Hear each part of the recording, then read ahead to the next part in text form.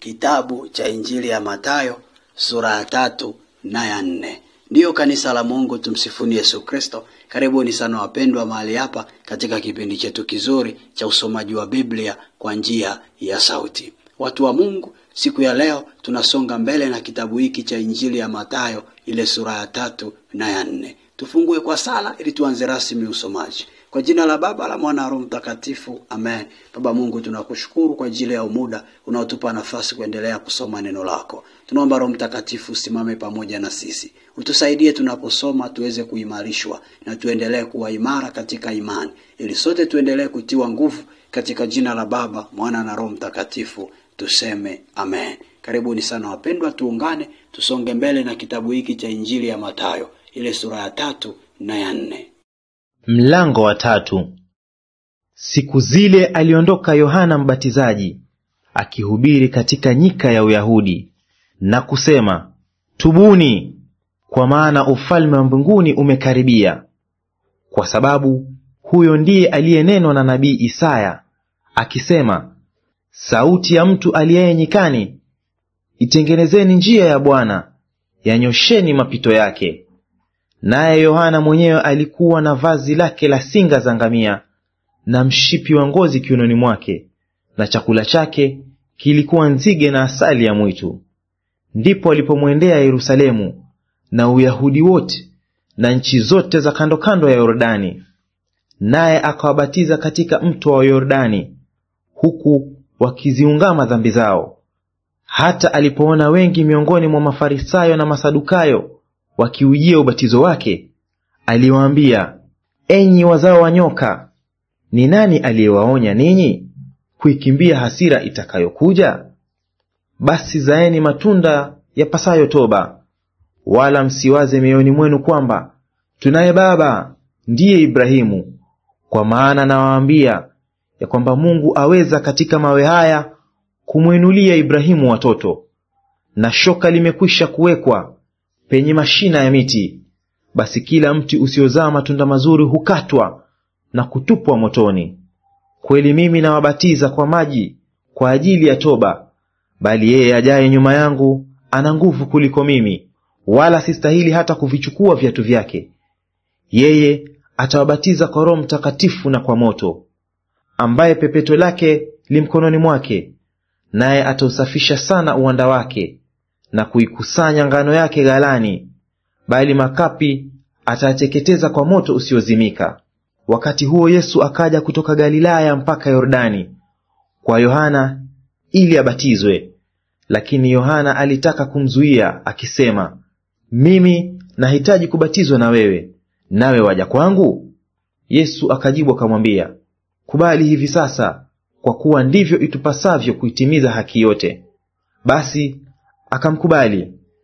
Naye Yesu alipokwisha kubatizwa, mara akapanda kutoka majini, na tazama, mbingu zikamfunukia, akamwona Roho wa Mungu akishuka kama hua, akija juu yake. Na tazama, sauti kutoka mbinguni ikisema, huyu ni mwanangu mpendwa wangu, ninayependezwa naye.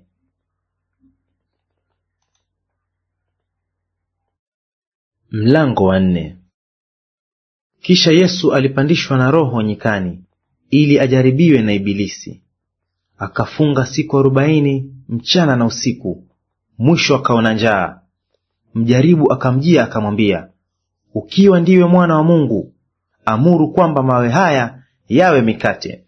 Naye akajibu akasema, imeandikwa, mtu hataishi kwa mkate tu, ila kwa kila neno litokalo katika kinywa cha Mungu.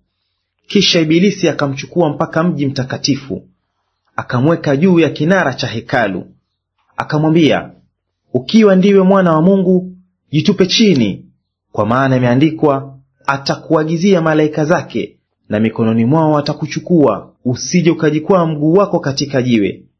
Yesu akamwambia, tena imeandikwa, usimjaribu Bwana Mungu wako. Kisha Ibilisi akamchukua mpaka mlima mrefu mno, akamwonyesha milki zote za ulimwengu na fahari yake. Akamwambia, haya yote nitakupa ukianguka kunisujudia. Ndipo Yesu alipomwambia, nenda zako Shetani, kwa maana imeandikwa, msujudie Bwana Mungu wako, umwabudu yeye peke yake. Kisha Ibilisi akamwacha, na tazama, wakaja malaika wakamtumikia. Basi Yesu aliposikia kwamba Yohana amefungwa, alikwenda zake mpaka Galilaya. Akatoka Nazareti, akaja akakaa Kapernaumu, mji uliokuwa pwani, mpakani mwa Zabuloni na Naftali, ili litimie neno lililonenwa na nabii Isaya akisema, nchi ya Zabuloni na nchi ya Naftali, njia ya bahari, ng'ambo ya Yordani, Galilaya ya mataifa. Watu wale waliokaa katika giza wameona mwanga mkuu, nao waliokaa katika nchi na uvuli wa mauti mwanga umewazukia. Tokea wakati huo Yesu alianza kuhubiri na kusema, tubuni, kwa maana ufalme wa mbinguni umekaribia. Naye alipokuwa akitembea kando ya bahari ya Galilaya, aliona ndugu wawili, Simeoni aitwaye Petro na Andrea nduguye, wakitupa jarife baharini, kwa maana walikuwa wavuvi. Akawaambia, nifuateni, nami nitawafanya kuwa wavuvi wa watu. Mara wakaziacha nyavu zao, wakamfuata. Akaendelea mbele, akaona ndugu wengine wawili, Yakobo wa Zebedayo na Yohana nduguye, ambao walikuwamo chomboni pamoja na Zebedayo baba yao, wakitengeneza nyavu zao. Akawaita, mara wakakiacha chombo na baba yao, wakamfuata. Naye alikuwa akizunguka katika Galilaya yote, akifundisha katika masinagogi yao, na kuihubiri habari njema ya ufalme, na kuponya ugonjwa na udhaifu wa kila namna katika watu. Na habari zake zikaenea katika Shamu yote. Wakamletea wote waliokuwa hawawezi, walioshikwa na maradhi mbalimbali na mateso, wenye pepo na wenye kifafa na wenye kupooza, akawaponya.